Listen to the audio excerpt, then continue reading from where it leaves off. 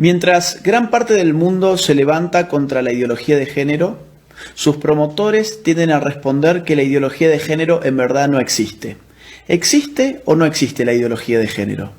Podemos definir la ideología de género de una manera muy sencilla. La ideología de género es, en una palabra, un conjunto de ideas anticientíficas que con propósitos políticos autoritarios desarraigan de la sexualidad humana su naturaleza y la explican exclusivamente a partir de la cultura.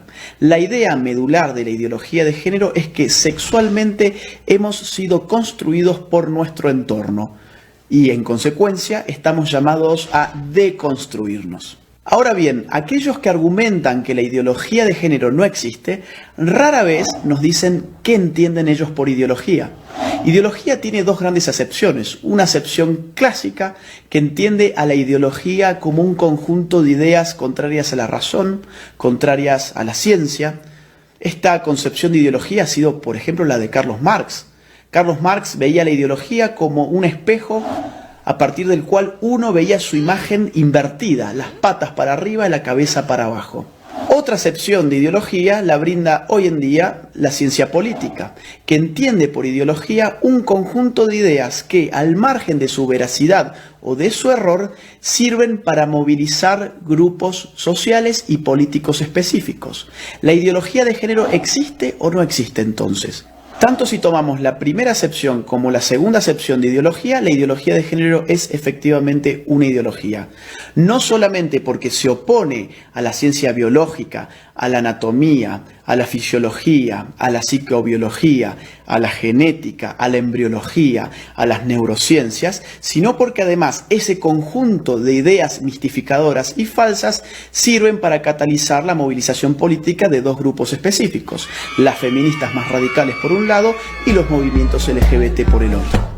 Ahora bien, el problema con la ideología de género no es simplemente que sea una ideología, no es simplemente que sea anticientífica. El problema con la ideología de género es que representa un grave ataque a nuestras libertades individuales.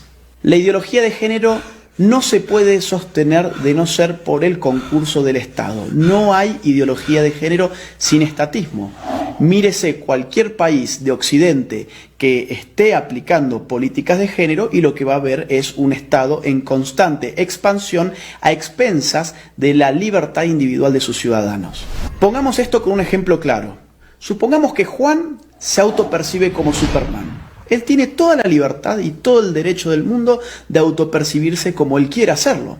Supongamos que Juan, que ahora se autopercibe como Superman, nos dice que se va a arrojar desde un rascacielos. Juan evidentemente puede hacerlo. Lo que no tiene derecho Juan es formar un lobby de personas que se autoperciben como superhéroes y obligarnos a nosotros los ciudadanos a que los percibamos como ellos se autoperciben y mucho menos obligarnos a financiarles sus capas de superhéroes, a financiarles sus tratamientos para convertir su cuerpo en el cuerpo de superhéroes y mucho menos meterse en la conciencia de nuestros hijos y educarlos a través de un sistema adoctrinante en que ellos también pueden ser como Juan el superhéroe.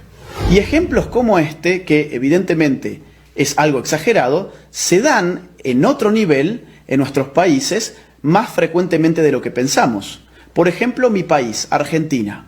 Un señor llamado Sergio cumple sus 60 años. Ocurre que en la Argentina las mujeres se jubilan con 60 años y los hombres con 65. Sergio, muy perezoso, dice: no quiero ir a trabajar más y tengo un Estado que me dice que la sexualidad depende de mi autopercepción, que yo soy sexualmente aquello que yo defino ser, no solamente para mí mismo, sino para los demás. ¿Qué hizo entonces Sergio? Fue al Estado, se cambió su sexo frente al Estado, estafó al pueblo argentino porque ahora se jubiló 5 años antes. En Argentina también estamos pagando con nuestros impuestos un programa de televisión pública que se llama Todes. Sí, Todes, porque ahora todos somos tan tontos que no sabíamos hablar y estas élites iluminadas de la ideología de género nos van a reeducar en nuestra forma de hablar. Eso es lo que se llama lenguaje inclusivo y en la Argentina ya lo estamos pagando con nuestros propios impuestos. Veamos otro tipo de ejemplo, un caso argentino, el de Babi Echecopar.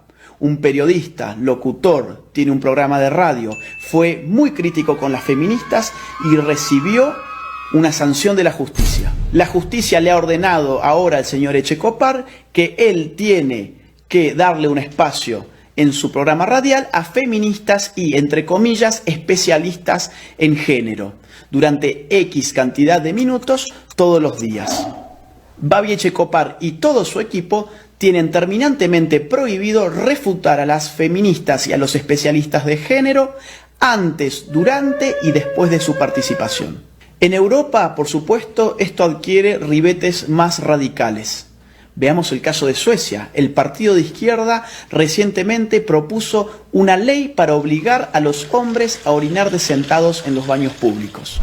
Consideremos también el caso de Hazte Oír, la ONG española que en marzo del 2017 lanzó a las calles un autobús anaranjado que decía: los niños tienen pene, las niñas tienen vulva, que no te engañen. De inmediato, un juez emitió una orden para inmovilizar el autobús, afectando la libertad de circulación y de expresión de Hazte Oír, bajo la presuposición de que decir semejante cosa era un crimen de odio. Después de todo, según la ideología de género, existen niñas con pene y niños con vagina. En febrero de 2019, el gobierno socialista español terminó retirándole a Hazte Oír su utilidad pública precisamente por criticar el dogma de género. Mientras tanto, en el País Vasco se ha pedido la prohibición del fútbol como deporte en los colegios porque se dice que territorializa con criterios de género el espacio recreativo. ¿Tanto se mete el Estado en tu vida bajo la hegemonía de la ideología de género que, por ejemplo, tomemos el caso canadiense? Allí, un proyecto de ley pretende penalizar a aquellos que utilicen pronombres de género equivocados. ¿Y esto qué significa?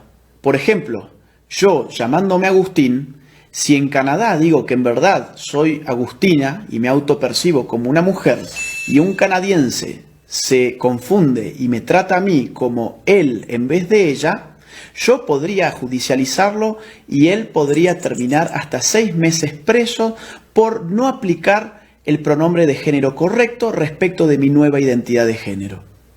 Pensemos, si no, en otro reciente caso de la Argentina. Florencia de la B, un travesti muy famoso de mi país, recientemente en la ciudad de Carlos Paz, ganó el premio a la actriz del año. A un locutor cordobés se le cruzó por la cabeza criticar esa premiación alegando que el premio a la actriz del año correspondía a una mujer. Hoy ese locutor está enfrentando un proceso judicial y ha sido ya castigado por instituciones estatales por expresar su opinión al respecto. Los ejemplos abundan y llevaría horas enunciarlos todos. Lo bueno es que en América Latina tenemos todavía la posibilidad de levantarnos. Todavía estamos a tiempo para decirle no a la ideología de género, sí a la vida, sí a la familia, sí a la libertad. La ideología de género ofrece liberación, pero uno da vuelta a la página y se encuentra en todos los casos con una nueva prohibición. Se encuentra con un Estado avasallando los derechos individuales de sus ciudadanos, aumentándole los impuestos, diciéndoles qué pensar, qué no pensar, cómo hablar y cómo no hablar. Nadie que defienda verdaderamente la libertad individual puede estar en favor de una ideología que no solamente amplifica las dimensiones del Estado, sino que se mete con lo más íntimo del ser humano, con su conciencia. Por eso es imprescindible, ahora más que nunca, y aprovechando la pluralidad de fuentes que la red nos ofrece, salir finalmente de la ignorancia, contrastar las informaciones para poder tener una opinión verdaderamente propia y libre. Soy Agustín Laje, para los ignorantes.